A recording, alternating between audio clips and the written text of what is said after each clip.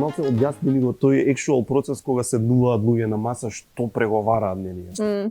Па мислам дека и то, не мислам, но и тоа е дело тоа, значи всушност ќе седат нашата страна, значи представниците на владата, да зборуваат со представници на Европската унија во различни фази. Значи ќе има сега сте го слушнале, значи скрининг процесот. Тоа е тоа што требаше да го правиме до сега, техничкиот скрининг процес. Сега ЕУ ќе треба да има некоја рамка на врз која ќе се вршат сите преговори. И во преговорите секако ќе има такви преговори, секако ќе треба многу, значи и со преговорите така и во било кој начин треба да имаш една база врз која знаеш што можеш, што не можеш, што можеш кога, што не можеш никогаш. Да, добро, значи стратегија некоја. Да, и всушност администрацијата цело време треба да работи за да видиме што и како можеме да го направиме тоа што се очекува од нас.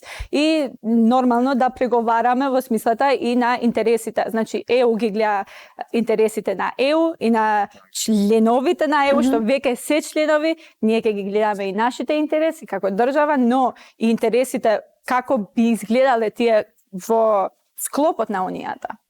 И затоа е добро во некаков начин што преговорите траат, зашто тоа е систем на учење. Да, така. Треба да учиме да зборуваме како дел од Унијата, тоа значи различен јазик, скратенки, матенки, значи многу вака мали работи, но и поголеми работи. Кои се интересите, кои се нивните, кои се нашите.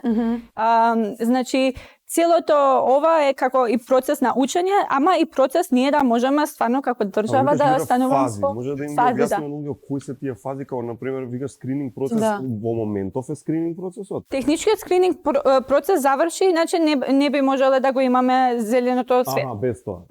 Да. Сега значи се уште не сме почнале со проговори, ние добивме зелено светло за да почнеме, но не сме почнеле. Ќе почнеме, нема некој датум. Унијата рече во поскор можен рок, што е добро, значи има волја за да се направи тоа, што побрзо. Но сега значи има фази. Со новата методологија тие се фази со неколку поглавја, зашто нели ЕУ има неколку поглавја на не закони, туку можда области.